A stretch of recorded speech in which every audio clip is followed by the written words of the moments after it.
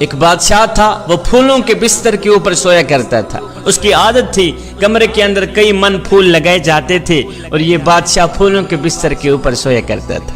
ایک دن لونڈی جھاڑو دینے والی بادشاہ کے کمرے کے اندر گئی جھاڑو دینے کے لیے۔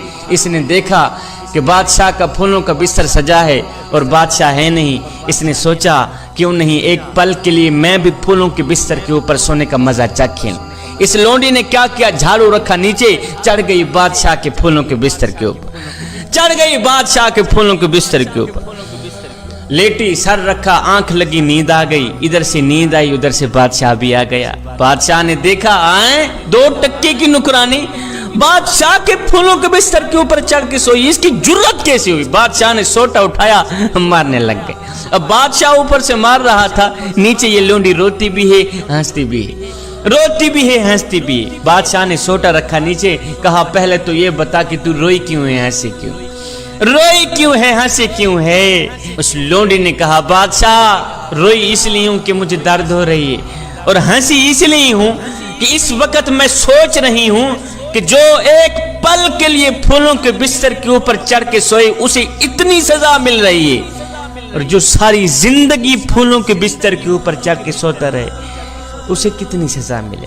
ایک شرابی نوجوان تھا، گنہگار تھا، بدکار تھا، سیاکار تھا، خطاکار تھا، اتنا بڑا گنہگار تھا کہ اس نے ساری زندگی اپنے کریم رب کی ذات کو ایک سجدہ بھی نہیں کیا تھا۔ جب موت کا وقت قریب آیا تو اس نے اپنا سر اپنی ماں کی گود میں رکھا، رو کر کہنے لگا میری پیاری ماں مجھے ایک بات تو بتا۔ کہا جی بیٹے۔ کہا مثال کے طور پر اگر اللہ رب العالمین تجھے ایک پل کے لیے مہلت دے دے کہ اے گنہگار کی ماں اگر تو چاہے بیٹے کو جنت میں ڈال دے، اگر تو چاہے بیٹے کو جہنم میں ڈال دے، تو ماں مجھے بتا تو مجھے جنت میں ڈالے گی یا جہنم میں پھینکے گی؟ ماں نے کہا ہے بیٹا یہ تم کیا کہہ رہے ہو، اگر میرا اللہ مجھے ایک پل کے لیے بھی مہلت دے دے، ایک پل کے لیے بھی اختیار دے دے تو میں تو فوراً ہی تجھے جنت میں بھیج دوں گی۔ یہ سن کر گنہگار بیٹا رو کر ماں کو کہنے لگا ماں تو ایک ماں جتنی محبت کرتی ہے مجھے جہنم میں ڈالنا گوارا نہیں کرتی، مجھے بتا جو میرا رب 70 ماؤں سے بھی زیادہ محبت کرنے والا ہے وہ مجھے جہنم میں کیسے ڈال سکتا ہے؟ اس کا یہی جملہ میرے اللہ کو اتنا پسند آیا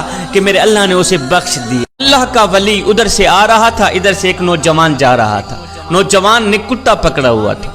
نوجوان نے کہا بابا جی ایک بات تو بتائیں۔ جی بیٹے۔ کہا بابا جی آپ اچھے ہیں یا میرا کتا اچھا ہے؟ آپ اچھے ہیں یا میرا کتا اچھا ہے؟ آپ اچھے ہیں یا میرا کتا اچھا ہے؟ یہ سن کر بابا جی کو نہ تو کوئی غصہ آیا، بابا جی کو نہ تو کوئی تکلیف ہوئی۔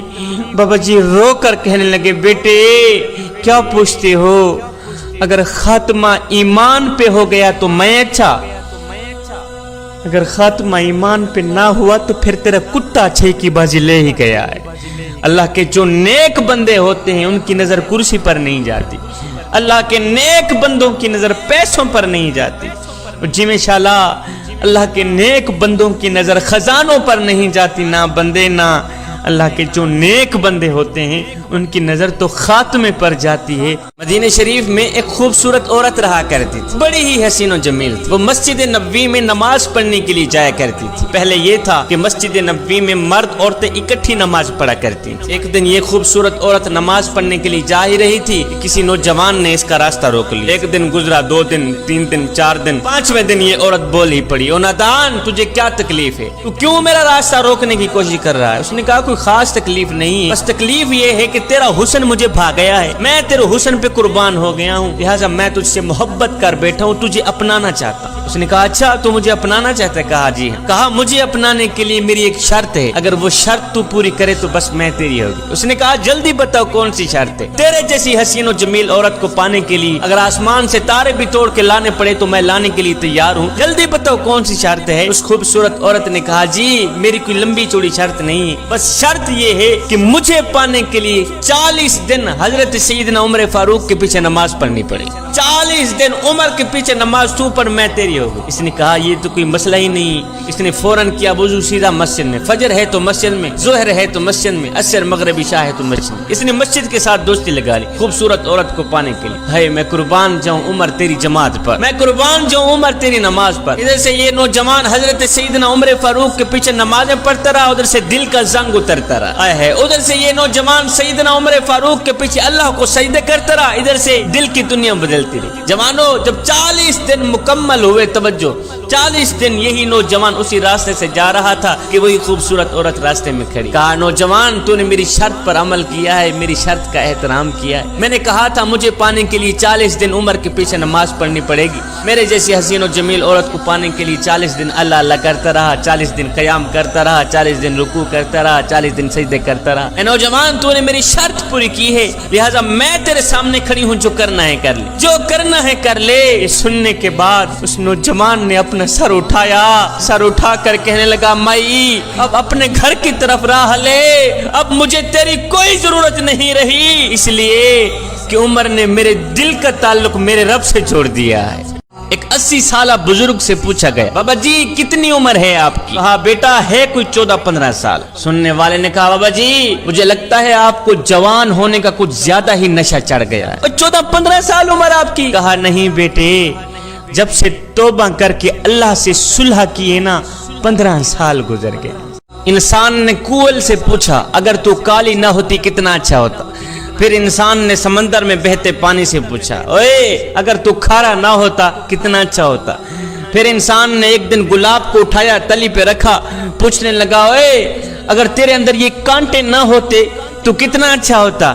تینوں بول اٹھے اے انسان اگر تیرے اندر دوسروں کے عیب ڈھونڈنے کی عادت نہ ہوتی تو کتنا اچھا ہوتا. مدینے کی گلی سے میرے نبی کا گزر ہوا نا, میرے نبی نے دیکھا ایک خوبصورت مکان بن رہا تھا, عالیشان مکان بن رہا تھا. میرے نبی نے دیکھا, پوچھا میاں یہ کس کا مکان ہے؟ کسی نے کہا جی فلاں انصاری کا مکان. خیر میرے نبی آگے چلے گئے, کسی نے اس انصاری کو بلا کر کہا میاں حضور نے تیرے مکان کو دیکھا تھا, حضور کا چہرہ بتا رہا تھا کہ تیرا مکان حضور کو پسند نہیں آیا. اس نے کہا اچھا حضور کا چہرہ بتا رہا تھا کہ میرا مکان حضور کو پسند نہیں آیا. اس انصاری نے کیا کیا, کدال اٹھایا, مکان کو مٹی کے برابر کر دیا, مکان کو مٹی کے برابر کر دیا. کچھ دن بعد اسی گلی سے پھر سے میرے نبی کا گزر ہوا. میرے نبی نے دیکھا وہ عالیشان مکان مٹی کے ساتھ مٹی ہوا پڑا. میرے نبی نے دیکھا, پوچھا میاں کچھ دن پہلے یہاں سے گزرا تھا, خوبصورت مکان بن رہا تھا, اب مکان کا نام و نشان بھی نہیں ہے, ملبہ پڑا ہے, مکان کہاں گیا ہے؟ کسی نے کہا حضور مکان مالک نے خود ہی گرا دیا. میرے حضور نے فرمایا مکان مالک کو میرے پاس بلاؤ. مکان مالک آ گیا, انصاری آ گیا. میرے حضور نے پوچھا میاں اور تیرا خوبصورت مکان بن رہا تھا آج مٹی کے ساتھ مٹی ہوا پڑا ہے کیوں؟ اس نے کہا حضور میں نے خود ہی گرایا ہے اور اپنے ہاتھوں سے ہی گرایا. میرے حضور نے فرمایا کیا وجہ بنی؟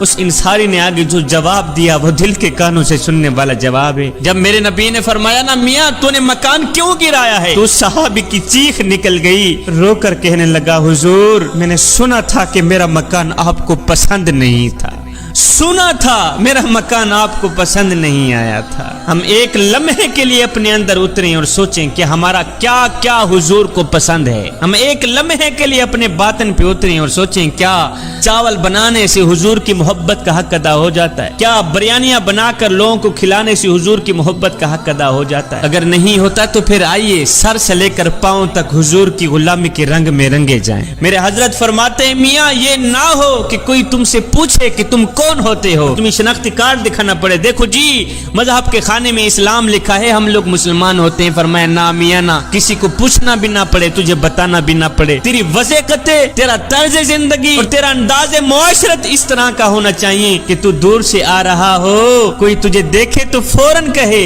یہ کوئی عام نہیں آ رہا, یہ تو میرے محمد کا غلام ہی آ رہا. ایک فقیر تھا, اللہ والا تھا, متقی پرہیزگار تھا. اس نے کسی جنازے میں شرکت کی. جنازہ پڑھنے کے بعد میت کو دفنایا. میت کو دفنانے کے بعد ساتھ میں ایک نوجوان کھڑا تھا. اس اللہ والے نے اس نوجوان کو کہا اے نوجوان تیرا کیا خیال ہے, اگر یہی مرنے والا شخص جس کو ہم نے ابھی دفنایا ہے, دفن کیا ہے, اگر یہ دوبارہ دنیا میں آ بھی جائے تو اب یہ کیا کرنا پسند کرے گا؟ اس نوجوان نے کہا بابا جی اگر یہ دوبارہ دنیا میں آ بھی جائے تو اب یہ توبہ کرنا پسند کرے گا, اب یہ قرآن پڑھنا پسند کرے گا, اب یہ اللہ کو راضی کرنا پسند کرے گا. یہ سن کر بابا جی رو پڑے, رو کر کہنے لگے بیٹے مرنے والا تو یہ کام نہیں کر سکا, تم ضرور کر لینا.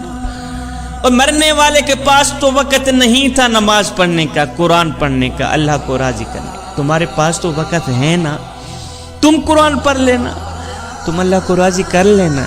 ایک نوجوان تھا، وہ اپنی ماں کو یتیم خانے چھوڑ آیا، ساتھ میں انتظامیہ کو اپنا نمبر بھی لکھ کے دے آیا کہ جب میری ماں مرنے پہ آئے تو مجھے اطلاع کر دینا، میں نے اپنی ماں کی تدفین اپنے شہر میں ہی، اپنی بستی میں ہی کرنی۔ کچھ دن گزرے، جب ماں کا وقت آخر آیا تو انتظامیہ نے فون کیا، نوجوان میاں تو نے کہا تھا کہ جب میری ماں کا وقت آخر آئے مجھے بلانا، میں نے اپنی ماں کی تدفین اپنے شہر میں ہی کرنی ہے، تیری ماں کا وقت آخر آ گیا ہے، اسے لے جا۔ اب یہ نوجوان گیا، ماں کو اٹھا کے گھر کی طرف آ ہی رہا تھا کہ ماں بول ہی پڑی، بیٹے میں تو جا رہی ہوں، میں تو مر رہی ہوں، میرے مرنے کے بعد میری ایک خواہش ہے، یہ پوری کر دے۔ بیٹے نے کہا جی ماما جان کون سی خواہش ہے؟ کہا بیٹے یہ جو یتیم خانہ ہے نا جس کے اندر میں نے کافی دن گزارے ہیں، اس یتیم خانے کے کچھ پنکھے خراب ہیں، اگر ہو سکے تو میرے مرنے کے بعد یہ پنکھے ٹھیک کرا دینا۔ بیٹے نے کہا ماں تو جا رہی ہے اور تو مر رہی، اب اگر میں پنکھے ٹھیک کرا بھی دوں تو تجھے کیا فائدہ ملے گا؟ ماں نے کہا بیٹے یہ پنکھے میں اپنے لیے ٹھیک نہیں کرا رہی، میں تو تیرے لیے ٹھیک کرا رہی ہوں کہ جب تیری اولاد جوان ہوگی، جب تجھے اس یتیم خانے میں چھوڑ جائے گی، ہے بیٹا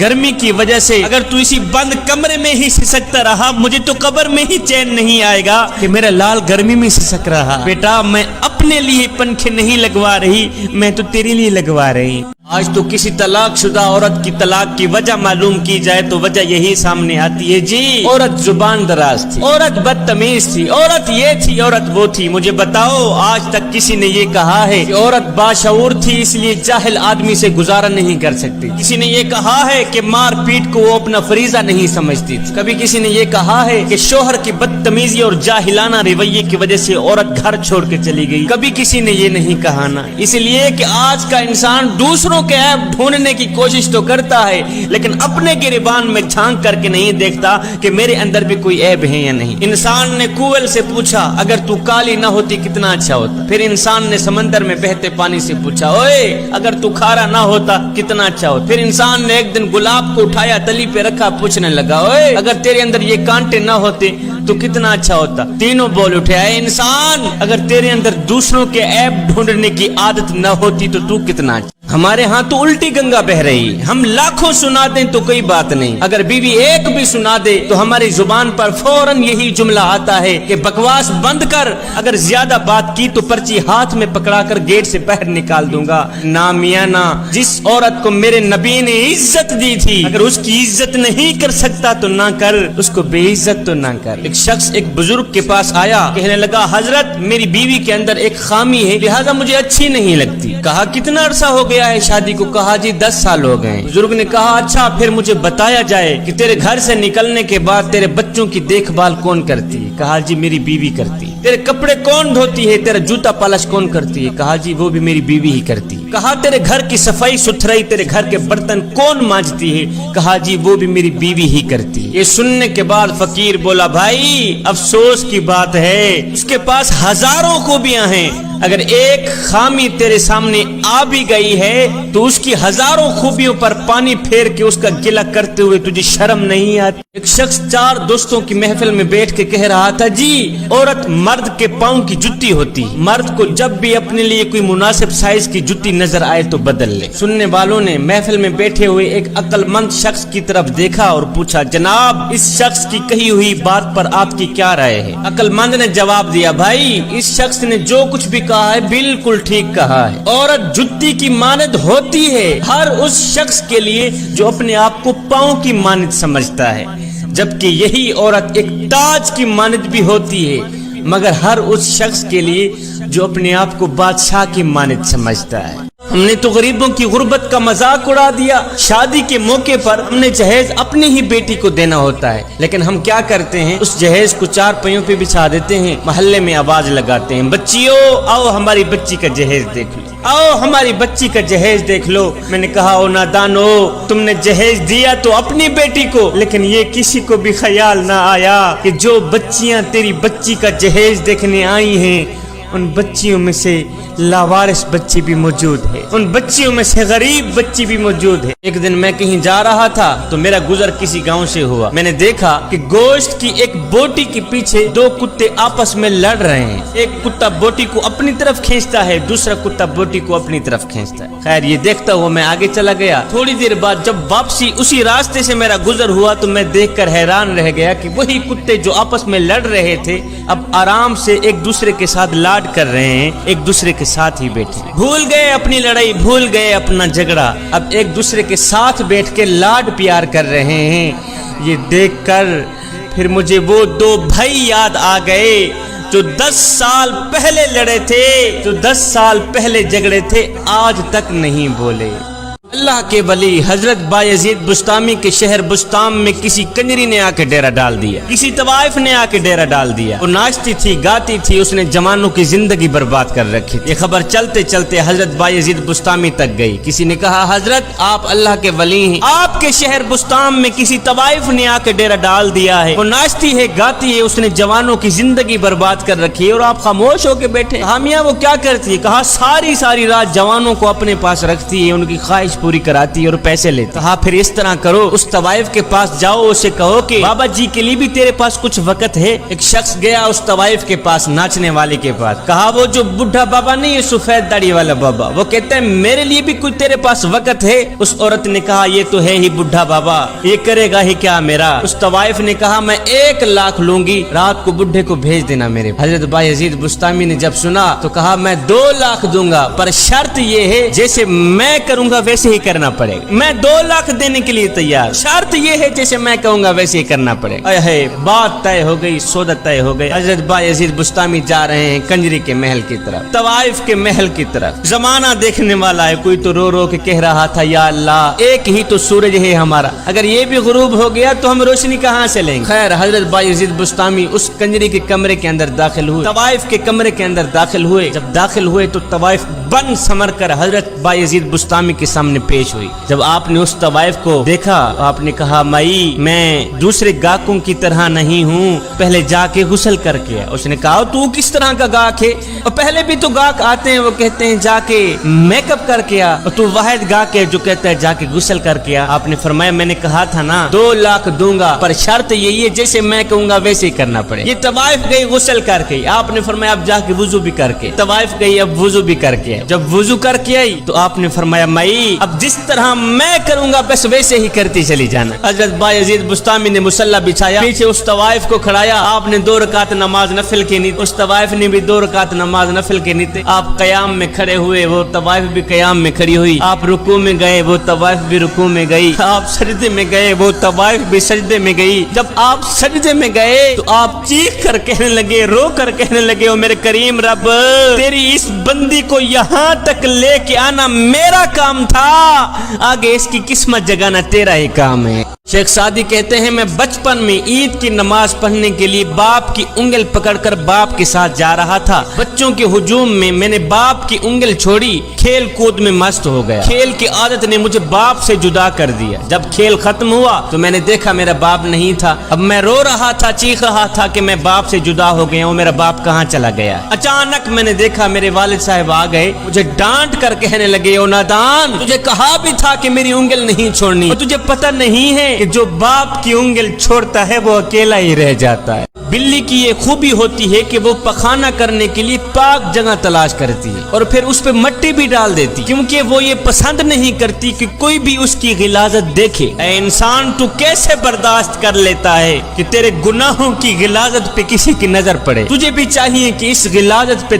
तौबा का पर्दा डाल। तू देखता नहीं है जब भागा हुआ गुलाम वापस आ जाता है अपने मालिक की तरफ तो मेहरबान आका उसे कैद करने की जरूरत महसूस नहीं करता। इसी तरह अगर तू भी तौबा करके अल्लाह की बारगाह में आ जाए तो तेरा भी काम बन जाएगा। आज अमल का हिसाब कर ले, कल जब अमाल नामा खोल दिया जाएगा तो फिर माफी नहीं मिलेगी। जिसने गुनाह के बाद तौबा कर ली गोया उसने गुनाह किया ही नहीं। ऐ नौजवान आज गुनाहों से डर ताकि कयामत के दिन तुझे किसी का डर ना हो। और तुझे पता नहीं है अपने रब से सुलह करने वाला, ताल्लुक बरकरार रखने वाला शख्स महशर के बाजार में जलील नहीं होगा, रुसवा नहीं होगा। अगर تو عقل مند ہے تو رات کو کیے ہوئے گناہوں کی رات کو ہی معافی مانگ کے سو. وہ ایسا کریم ہے، ایسا رحیم ہے کہ ہر وقت بخشش کے دروازے کھول کر ہی رکھتا ہے. جس نے تجھے پیدا کیا، بھلا یہ کیسے ہو سکتا ہے کہ تو گرے وہ سنبھال نہ لے. اگر تو اللہ کا خاص بندہ بننا چاہتا ہے تو پھر گناہ کرتے ہوئے تجھے شرم آنی چاہیے. اے نوجوان، جا